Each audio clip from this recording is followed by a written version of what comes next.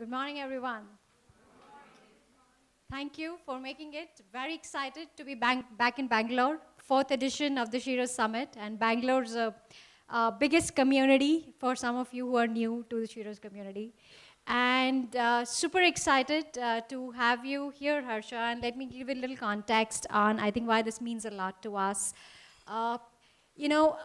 One of the trends that has always been on the horizon, I think in the last couple of years, is that the product economy is taking over. And I guess product leadership is the new business leadership, And as, as an organization that's forever horizon gazing, connecting the dots, engaging with companies, building newer business models or reevaluating their own business models, and of course, responding to the market changes. One clear trend that has emerged is that the product economy is taking over. And of course, the traditional structures are also getting impacted. We all know the story about the IT services slow down, the global economy, all of that. So I guess that sets the context because a lot of us in the room are people who are horizon gazing for ourselves. We're really figuring out where are the next new trends, what is the story, and I guess we all need role models and we all need interesting stories. So I think this chat is a little bit of throwback into your own professional story, but also on what's up ahead. And I know you've recently made a switch to the venture world, so I'm going to start with that. So tell us about where you are today. Can you hear me? I'm not sure if this is working. Okay, great. Where I am today, well, I'm working with Lightspeed. Yeah. Recently made the switch. I think as the lovely introduction already mentioned, I've been in technology and product for over 11 years now. And I've always been sort of a startup enthusiast because I enjoyed the freedom and I enjoyed the speed of work and I always enjoyed disruptive environments. And so startups were the natural choice, always. And then when venture opportunity came my way, it was the perfect opportunity to work with many startups at the same time.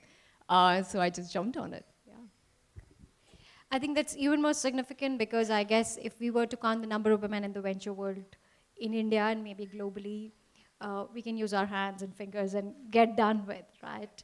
So I think we'll come back to that. What I also want to do is, have a little chat, but also, come back to you guys quickly so that this is an interactive conversation. I know you have an Ola story, and I know you got into Ola really early on, and I guess a lot of us are conditioned to look at startups as a risky proposition, and especially product management, especially areas where many disciplines come together. Because I guess a lot of our education and upbringing has been on very linear, foldered path, templated paths, and product management's absolutely different from all of that. So, and you got into the team early on. How did that happen? I've always believed that career planning requires a lot of self-awareness. I think you need to know who you are, what you like, what kind of work excites you. I think lack of that awareness will always lead to substandard decisions. And so, the templatized path to career growth works for a lot of people. And it's probably the right thing to do for a lot of people. Startups are really not for everybody. I think it's important to put this out there because a startup life is about living and breathing your company and your mission. It's really very mission-driven lifestyle. And it's not for everybody. Ola, for me, to be honest, when I made the move to Ola, everybody was like, why would you join a taxi company? And in those days, Ola was just that, right? It's a taxi company, and you use a taxi to go to the airport, and why would a tech person join a taxi company? I think for me, it was the opportunity that made a lot of sense. I was looking at that time to work in an environment where I got to build products ground up. And Ola was so nascent that it was a perfect opportunity to do that. most importantly, I absolutely loved the founders. They were incredibly smart, and it was just the kind of environment where I know that the culture resonated with me. They were ambitious, they were smart, they were willing to go all the way to make something happen. And for me, the best was, when I met Bhavish, and he basically said, just run with it, right? We need product going. So for me, that was just the right opportunity. But I think it requires that awareness, right? Even going in, I knew what I was signing up for. And Ola was really a 24/7 job. It was a zero downtime job, and you say yes to it and you jump in. Yeah. It's been a ride. It's been a lovely ride, yeah. Fantastic.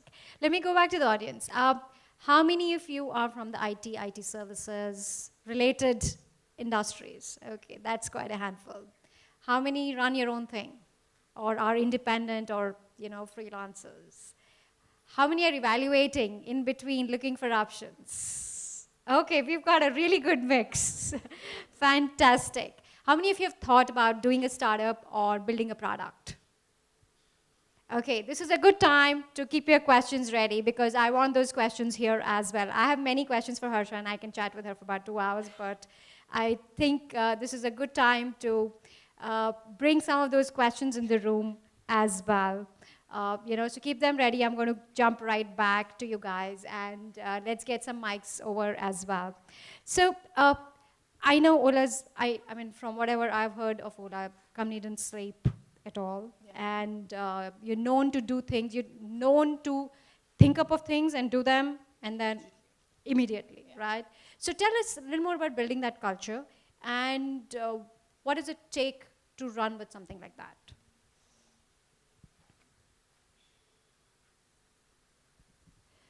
I can give a very detailed, structured answer, but if I really have to sort of look into my heart and say what it takes to do something like that, then it takes zero excuses. That's what it takes, right? When you basically say, you're going to do this no matter what, that's what it takes. Because the truth is something like that does suck everything out of you. Yeah. And so tell us more of that. Actually, we want to know that. Well, politically incorrect. Well, let me give you a story, right? I think that'll help. When I joined Ola, the objective was to have our consumer app, the mobile app, ready within a month. And we had all of, I think, roughly 7 developers working across products, and virtually no developers for the consumer app, no designer, and I was like the only product manager, and my task was to get it ready in 1 month. And I was like, wait, we have no resources, we have nothing here.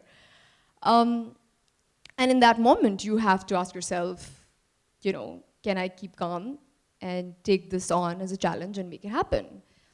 Unfortunately, I had a founder who was very open to disruptive ideas, who was not boxed in the way he thought, and he said, whatever it takes to make it happen, we're going to do it. So we started thinking about how do we do it. We didn't have a team.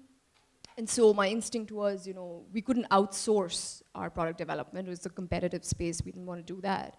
But we could in-source. So we could work with IT firms who would lend us resources, who would work from our campus or our office. And we also needed that because to meet these timelines, we needed to work around the clock. And so we couldn't do it remotely. And given just the quality standards that we had set for ourselves in terms of how rigorous we want the testing to be and how deep we want to go into this, there was no way that we could have it happen out of office. We needed to have it happen inside. So we spoke to 3 firms, signed with one, got them on board within a week. In parallel, I wrote the specs for product, and we found a designer who did 3 or 4 iterations of the UI design. All of this was going on in parallel. And we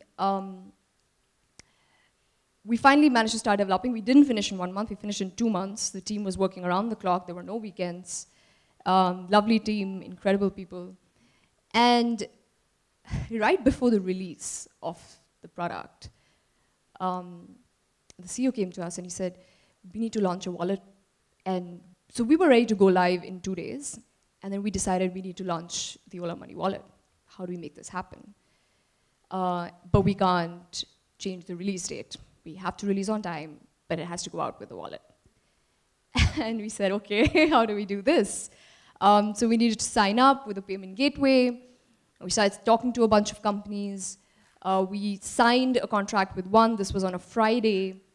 But we weren't getting enough support, and we really wanted to move fast because we wanted to make a release within 3 days. So we decided to change our payment gateway partner. And at Friday night at 11 p.m., I remember our CFO got us in touch with another company that he knew well. I spoke to them at 11 p.m. at night, got the paperwork done in the morning. The paperwork was done by 11 a.m. in the morning. They were an incredible company. Their developers came into our office on a weekend, worked with our team, and we had the wallet ready in 2 days. This was around the clock working, right? We didn't stop at all. That was the culture, and the only way that you can deal with something like that is when every challenge that comes your way is an opportunity, and every challenge that comes your way is not a problem, it's an opportunity. And the minute you start thinking of it that way, everything changes. You find the right partners, you find the right resources, you find the right team. Everything falls in place the minute your attitude changes. I love the story, and I'll add a little bit to it. When you were talking about no developers and no UX, we have Srishti here from our product team who had like a grin because that's our story as well. I think the Sheroes site was built by one dev. We had one in-house dev, no designer. So, you know, it just sort of rings home. But I agree, the challenges of building a product, shipping it. Let me ask this room, you know, when she was narrating this story, does it scare you?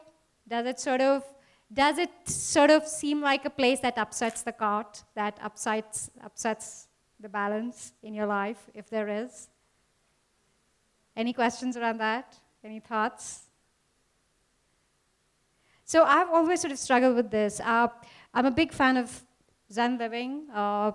We have a yoga room in our office. We advocate actually people leaving office on time. You know, I count this as a big personal win if we're building a team. But at the same time, we're also a product company, and the same dynamics apply. And I think somewhere there's this big dilemma that crosses both my mind and as we build this company up is there are different strokes for different folks, right? As we sort of scale this company, there is one part of the team which is literally living in office because they have no certainty in their life, and this product story is never ending. It never, even if you're scaled up, it never ends, I'm sure, right? So how does, in your view, I can totally see where, you know, you've come from one side of the spectrum. And let's say, you know, as you go out to your portfolio companies now, you know, and there will be different personality types of founders, different cultural nuances of every organization. How does this play out in your head? Managing this difference in collaboration, difference in time zones, difference in, you know, readiness, or the lack of balance for that matter. Work out in what sense? In terms of, you know, how do you build an organization that allows people some degree of space, some degree of length? To me, as a founder, we have tons of women with children, and it's important that, you know, we build a company that allows them to keep their careers, because if you're going to be an organization that doesn't sleep, then it's not going to play out. It's not going to play out well. But at the same time, we love the energy and the hustle that building a product brings. So as we straddle this, and I'm sure, is that a question that sort of resonates with you? You have a question. You want to say something? Manage the balance. Do you have a support system? How do you keep up your health when doing 24 hours a day? And your age permits you to do it, but... I'm 32, just FYI. Sorry? I'm 32. No, but 32 is still young, okay? I'm talking of 50-year-olds and 80-year-olds trying to do what you're doing. Yeah. And in the long run, we need to think of our health. Yeah. So how did this work for you? Because I feel that's very important to be at where you are. Yeah. To have very, very interesting point there. And yeah, so I think health is a big one. And I think And the second is being able to sustain it. And I think this is something that sort of crosses our mind all the time. We love the sprints, but we also want to go back to some amount of sanity. And of course, as a founder, I can tell you you have no social life at the end of it. I'm going to ask you about yours.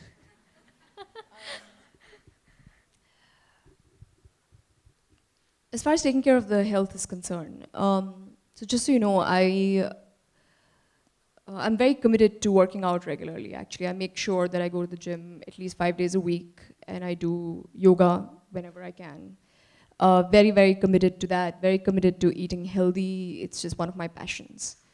When I signed up for Ola, the first thing that I told Bhavish was, I will work 24/7, but nobody comes in the way of my running. That happens. And he said, sure. There were times when there was a meeting in the evening, and because I couldn't go to the gym in the morning, I had to go in the evening, and I would tell him, sorry, I'm going for a run, and I'll be back in an hour and a half, and we can have the meeting then, and then I'm in the office as long as you want, but this has to happen. And the equation was very clear. There was one time when we hadn't slept well. They want to scare you. We hadn't slept well for about 3 nights. And there was another release coming up, and I was half dead. I was so sleepy. I was in front of my laptop, just like drooling away. And the rest of the team was working, and I decided that I'm gonna just go home at 6 p.m. because I can't do it. I'm quite tired. And one of the colleagues, he said, hey, why don't you just put your head down here and sleep for an hour, and then we can work. And I said, I don't need anybody to tell me how I should commit to my job. I know how I should commit to my job, and I push myself enough, and that's evident to everybody. So if I say I need to sleep, I need to sleep. And I walked out, and it was all fine, because I came back, and I was, great the next day. So it just worked out. I think you have to put your foot down in some things. But it requires a fine balance in understanding what the company needs and what you need, and I think both parties compromise, right? And I think that the organization matters, right? Your company needs to understand this. And I don't think that it is also a need for a woman. I think even a man needs to be, let's make that clear, right? Even a man needs to stay healthy and take care of, I think most men need to go to the gym, from what I see around me. But they need to stay healthy, they need to eat well, and I think that the rules apply to everybody. You need to prioritize your life, and maybe at 6 in the morning, your work takes priority, but at 6 in the evening, for at least 2 to 3 hours, your personal life takes priority, and then if you want, you get back to work, or you don't. You make that call, and you put your foot down, and if you're in the right organization with the right culture, it'll work, right? And if it doesn't, then that's not the right organization for you, and that's okay, right? That's just how I see it. Super. I know. I have 2 questions for you before I sort of open it up to everyone.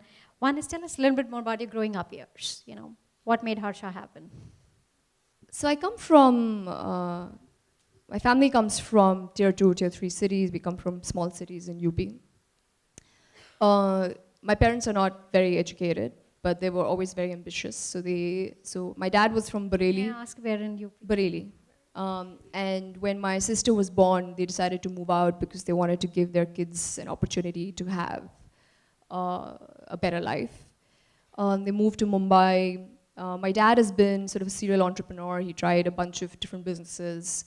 Mom's always been a housewife. I was kind of the oddball in the family because I used to study a lot, and no one else. I come from a Sindhi family, so most Sindhis don't study much, and yeah, so I was like the odd one. And my sister got married at 19, and I'm getting married now, so it's very different. I was always very different, and I think the good thing is that even though there were times where my parents always thought, hey, when I was 22, I was told to get married. When I was 23, I was told to get married. All the way till date, I'm told to get married. And they always thought, there was this dialogue that my mom would always use, ज़्यादा उड़ो मत, तुम्हें पढ़ा के गलती करती है, बहुत उड़ती हो, चुपचाप बैठी रहो. So I would always smile and ignore it, right? Because I knew what I wanted, and I was like, okay. It kind of, but I think that, I think that it's the background that they come from that keeps pulling them back, where they think that they need to hold me or sort of keep me protected. But I was always very clear about what I wanted, and I think that I was fortunate enough to be able to communicate effectively with them, where they understood how I was and why I was different, and sort of gave me that space eventually. And obviously, there are the regular conversations with your parents where you keep going back and it's the same topic over and over again. When are you getting married? And why do you have to work 24/7? Stop doing this. Those conversations keep happening, but yeah, I mean, I rarely got distracted, so it was fine. I can't help but think of the Usain Bolt meme going around on the internet where his mother is interviewed and they asked her what does she want out of him. She says, I just want him to get married and get settled. So I guess it's a thing, and can't be spared, but congratulations. Okay, let me ask you this, and I think it's a little serious question. So much success can't happen without any failure, right? There is that thing that gets hidden once you've sort of, made to a certain stage in your life. Where did your biggest failure happen, and what did you take away from it?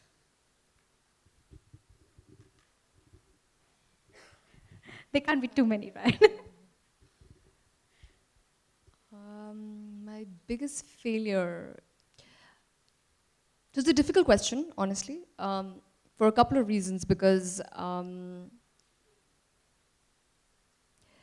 my reaction to anything that doesn't go my way, which is really what a failure is, right? When things don't go your way. When things go your way, it's a success, otherwise it's a failure. And my reaction generally to when things don't go my way is to find another way. And so I rarely consider such events failures because I actively look for something else or I change my goal. There was one time when I had a fairly short stint at a job because it didn't go well, and I left the company pretty soon. Actually, my instinct was to leave within in the first 4 months of joining. I knew this wouldn't work out, but I tried my best to stay on, and I couldn't make it work, and I had to leave. It's the shortest stint in my career. You won't find it on my LinkedIn profile, just FYI.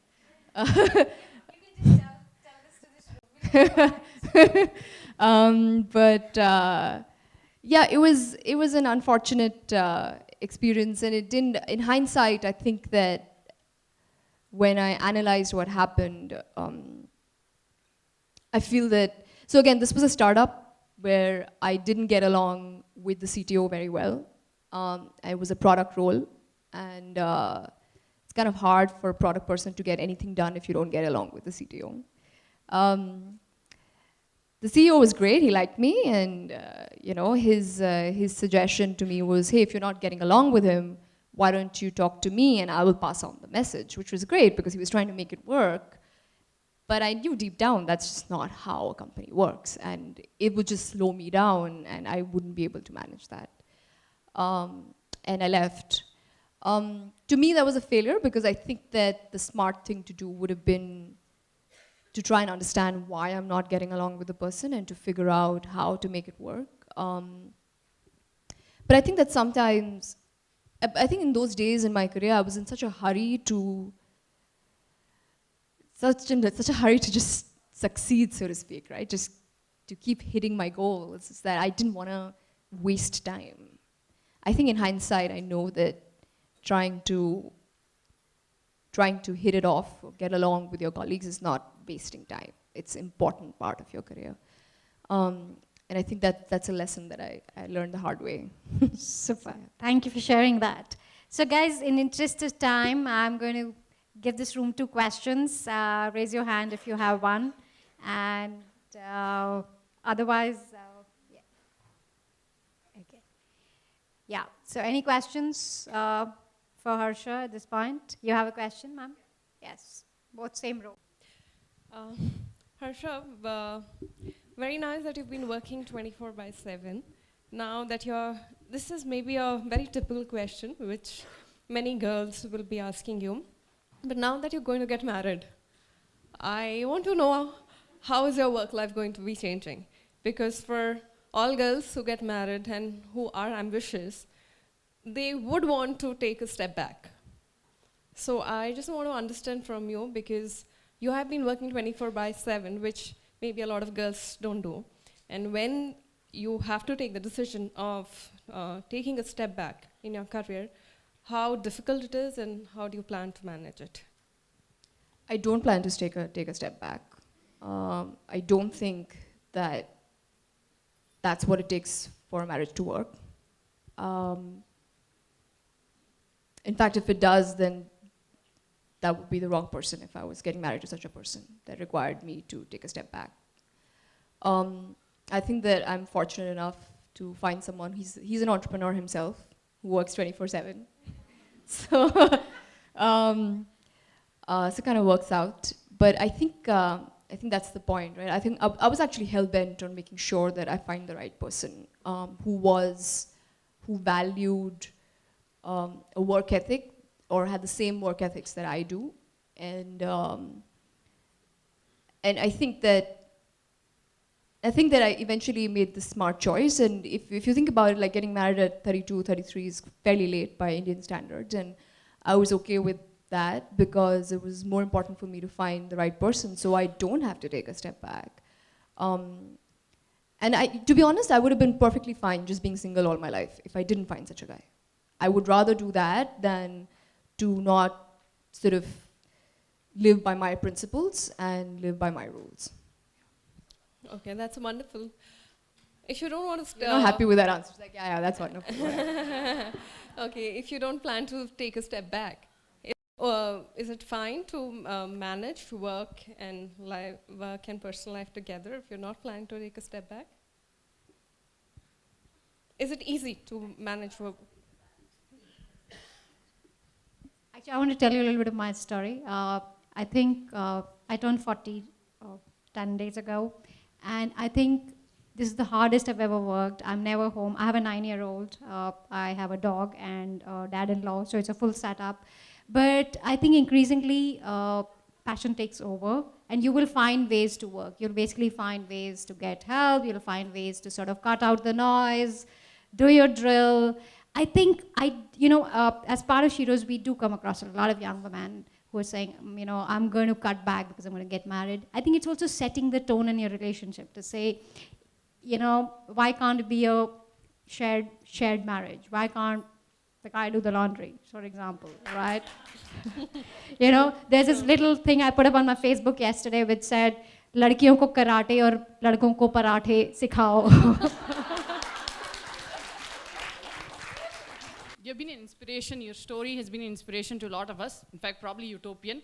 But one question I had is, along your journey or your work experience, you've talked a lot with a lot of men you have interacted with. But has there been any females you've felt like as an inspiration or somebody you've looked up to? Yeah. We'd like to hear that. In fact, in my first job at Persistent Systems in Pune, my manager, she was a female. I don't know if someone is tweeting. Namita Pant is her name. A shout out. Yeah, she was an incredible manager, one of the most balanced people I've met. In fact, probably a better manager than most managers that I've worked with. She had a way to stay calm in tough situations. She had just got married. And she was wonderful at managing the job along with her marriage. And in fact, there were times when she would leave early and she would still be available. either on email or on phone or whatever it took. And I think there are very few people that I've met who, even when they're working remotely, have the same presence. And she did. Incredible, incredible woman. Yeah. Thank you. All right, I'm going to wrap this up here in interest of time because we've got a whole day lined up. But thank you so much, Harsha.